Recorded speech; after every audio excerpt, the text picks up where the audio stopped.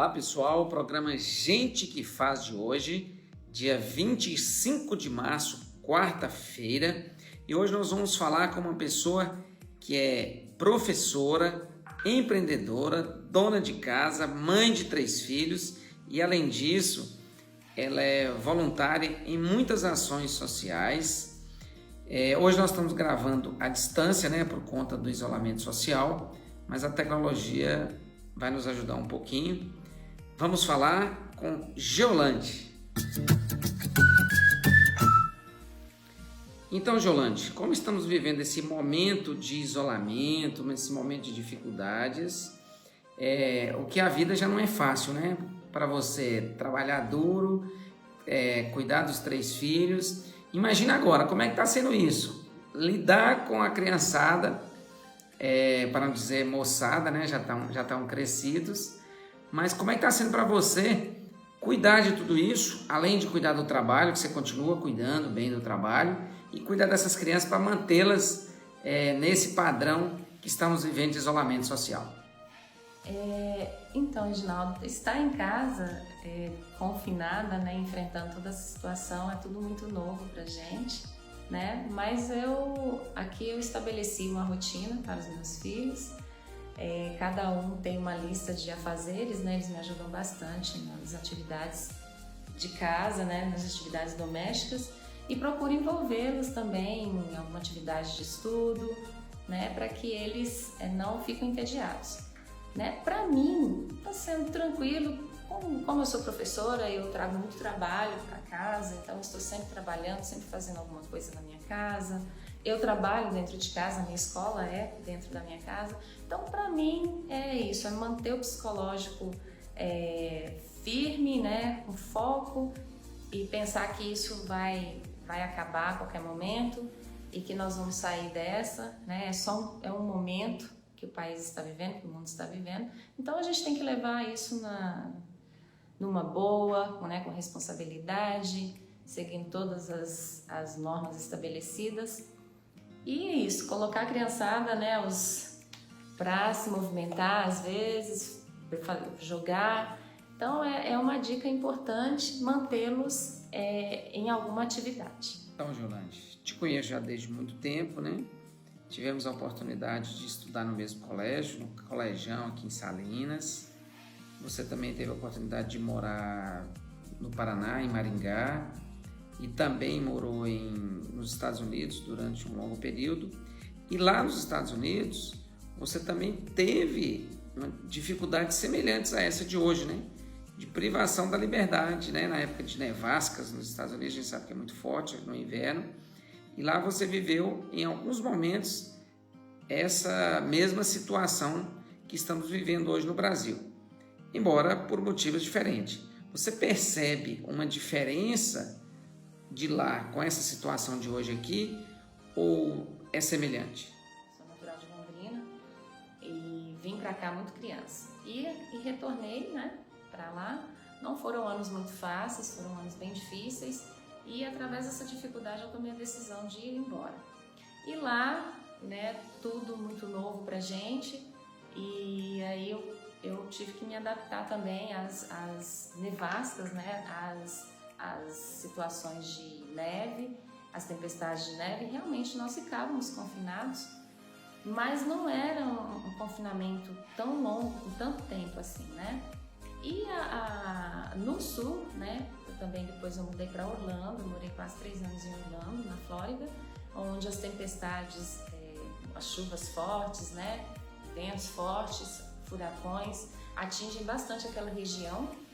Normalmente chegam em Orlando com menos força, porém eu enfrentei algumas tempestades lá bem um pouquinho assustadoras. E também precisava confinar em casa com meus filhos. Mas nós nos preparávamos, as previsões lá, elas são muito exatas e eles nos avisam com antecedência, a gente se prepara, o psicológico, e é algo que você vê, Você está vendo a situação, nós estamos confinados hoje pelo coronavírus, é algo incerto, é uma coisa que você não enxerga, não sente cheiro, Você não vê, você se aproximar das pessoas, você não sabe se aquela pessoa está contaminada.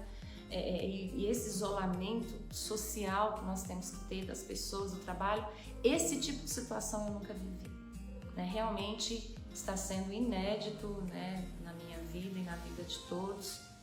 E assim, como das outras vezes que eu enfrentei essas situações, é enfrentar essa também com bastante sabedoria. Então, mudando um pouco de assunto aqui, quando você voltou para Salinas, provavelmente você não sabia exatamente o que fazer ainda, você deve ter procurado algumas colocações de emprego e tal. E como é que foi que você percebeu a necessidade e a importância de montar a sua escola, que também não é só um empreendimento para você, como eu sempre digo, né? Um bom empreendimento é aquele que satisfaça primeiro ao público, satisfaça uma necessidade do público e depois satisfaz a necessidade do empreendedor. Como é que foi que você percebeu essa necessidade? Pois é, quando eu saí, né, do Brasil, só que antes aqui, com 12 anos de idade, eu trabalhei muito tempo com meu pai. Então meu pai foi a primeira imagem, assim, a primeira inspiração de empreendedorismo que eu tenho na minha vida. Meu pai sempre foi muito batalhador, sempre matava um leão por dia para sustentar 5 filhos vivendo de empreendedorismo. E eu cresci ajudando ele na loja, né? Nós tínhamos um pequeno comércio e isso para mim eu sempre trazia vontade de crescer, de melhorar, né? De ajudar meu pai, ajudar meus irmãos. E depois eu fiz um estágio no banco também que foi muito enriquecedor e trabalhar com pessoas, atender pessoas. E através disso eu fui entendendo que as pessoas elas querem ser bem atendidas, elas têm essa necessidade de ter um bom atendimento, uma boa prestação de serviço. E eu sempre levei tudo isso com muita responsabilidade, né? Empreendedorismo, por exemplo, você fazer uma liderança, você cuidar, você desenvolver, isso é um empreendedorismo. Então eu exercia essas funções também na escola, eu gostava de participar dos projetos, eu sempre me doei muito nessas questões, né? Liderança de sala, então eu acho que isso eu fui amadurecendo bastante ao longo do tempo. Quando eu decidi abandonar a faculdade em Londrina e ir para os Estados Unidos, porque foi uma luta muito grande para eu conseguir entrar, né, naquela época do vestibular, e eu pensei, poxa vida, eu preciso mudar essa situação, né? E fui para os Estados Unidos também, em todos os trabalhos que eu passei, que eu considero que foi minha faculdade, né? Passar por todos aqueles trabalhos que eu exerci lá, porque lá você não escolhe muito, né? Eu fui faxineira, eu fui engraxate, eu tenho muito orgulho de falar que eu fui engraxate, e é onde eu tive esse contato também com as pessoas do mundo inteiro, e aí você percebe que todo mundo quer ser bem atendido. A prestação de serviço, ela tem que ser bem feita. Então eu buscava em cada cliente fazer o melhor shoe shiner, né? Engraxar da melhor forma, melhor do que né? E cada vez que ele voltava eu queria fazer melhor. Nas limpezas, nas faxinas. Depois eu trabalhei com logística em 2 empresas de transporte e também vendo meus patrões fazendo, empreendendo. Então isso eu fui ganhando, fui entendendo que o empreender é isso, é você pensar na prestação de serviço, que ela tem que chegar para as pessoas bem feitas, né? Você tem que ter uma prestação de serviço bacana. E isso eu carrego comigo, e quando eu decidi sair do emprego fixo e abrir meu próprio negócio, eu trouxe toda essa bagagem, né? E apliquei, e também eu acho que vem da gente também. Se você gosta de lidar com pessoas, você vai sempre fazer algo para agradar as pessoas. Então, aí eu acho que nesse contexto tudo dá certo, não tem como dar errado. E hoje, com essa necessidade do isolamento social, né? A gente está vivendo esse momento difícil. Como é que você está conseguindo lidar com seus alunos? Eu sei que é difícil, mas a tecnologia tem ajudado. Você está conseguindo passar para os seus alunos o conteúdo para que eles continuem estudando? Então, nesse tempo de isolamento, eu busquei o plano B. Falei, nossa, eu dependo desse meu trabalho, para mim a maior fonte de renda vem da escola, preciso honrar meus compromissos e como que eu vou fazer? Então hoje é muito comum videoaula, né? Eu não gosto muito de aulas online, eu não sou uma pessoa que gosta, eu gosto do presencial, de estar ali com o aluno, de conversar. E aí eu pensei, poxa vida, eu vou levar a mesma naturalidade que eu tenho em sala de aula com o vídeo. Então eu optei em usar o WhatsApp.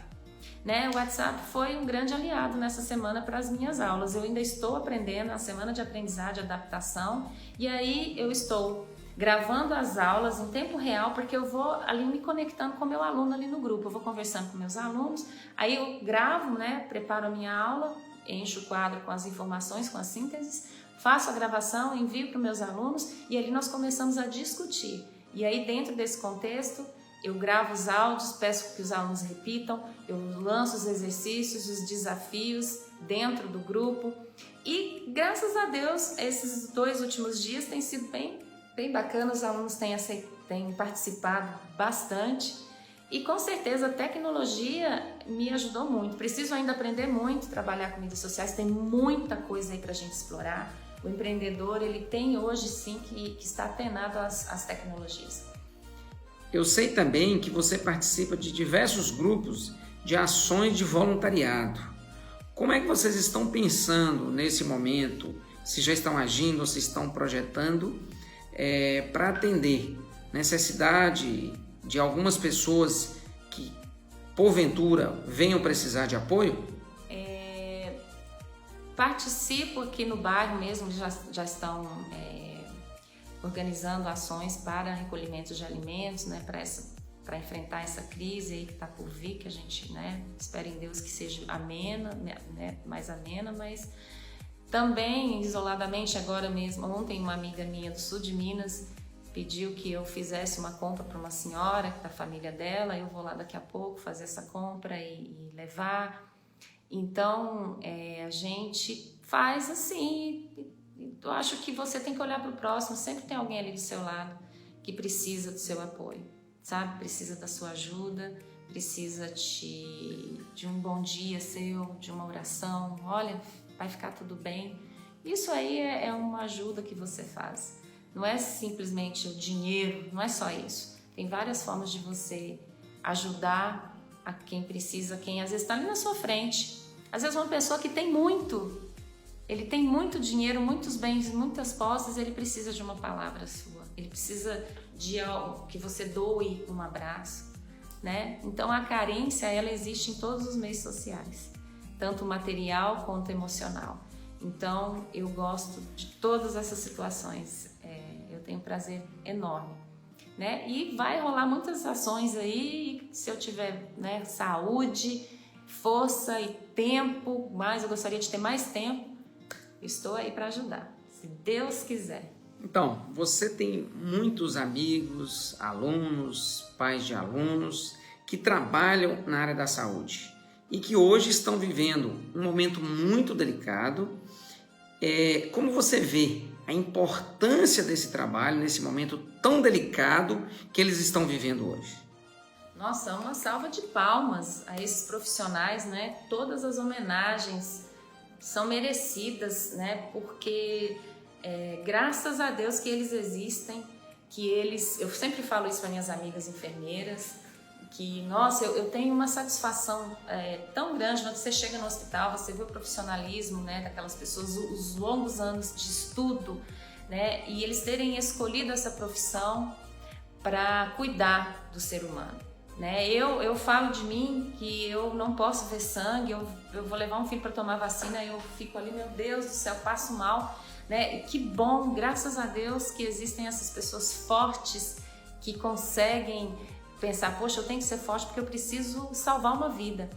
E todas essas pessoas que estão à frente dessa situação, né, que correm os riscos, todos os riscos eles correm, né?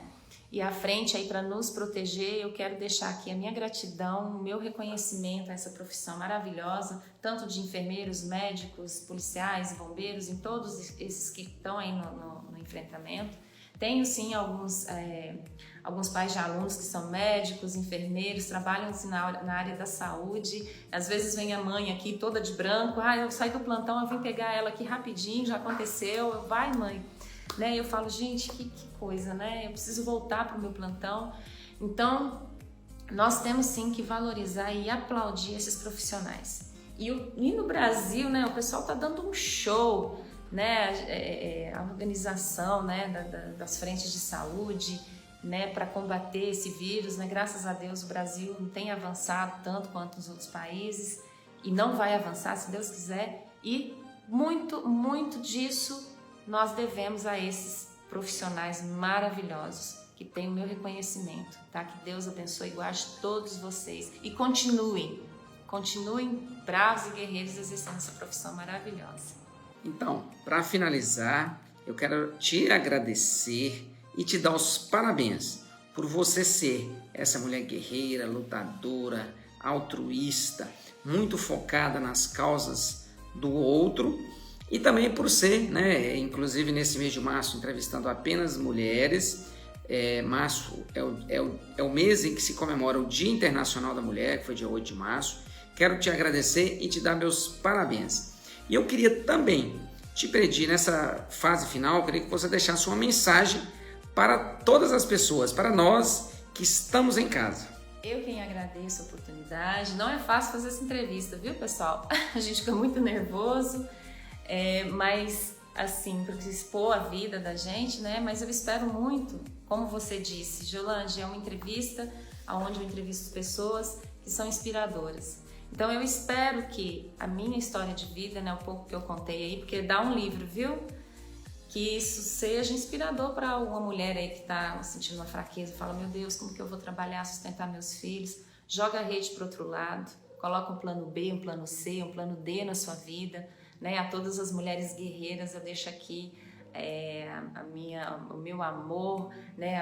A bênção de Deus para vocês, né? Porque nós, né, as mulheres que criam filhos sozinha, né? Não é fácil, mas Deus nos sustenta e é só acreditar e olhar para frente, né? Sempre. E a todos vocês que estão em casa, se acalmem, continuem em casa, porque isso vai passar, pessoal. Né? Olhe para o lado, vê ali seu filho saudável, né? Teu esposo, tua esposa, né? A sua mãe que está bem. Então, olhe para isso e pense naquelas famílias que não estão vivendo a mesma situação que você. Estão confinadas dentro de um hospital. Você está confinado dentro da sua casa. Então, é isso. Muita paz, muita harmonia, né? Esperança, que isso vai passar. Todos nós vamos sair vencedores. O Brasil vai sair vencedor dessa, o mundo, as nações. Nós vamos sair vencedores. Eu tenho certeza que essa conversa vai servir de exemplo, de inspiração para outras pessoas. E nesse momento de tensão, fica aqui a minha sugestão, que você ouça informações de fontes confiáveis, raciocine e acalme-se, porque o equilíbrio nesse momento é o melhor remédio.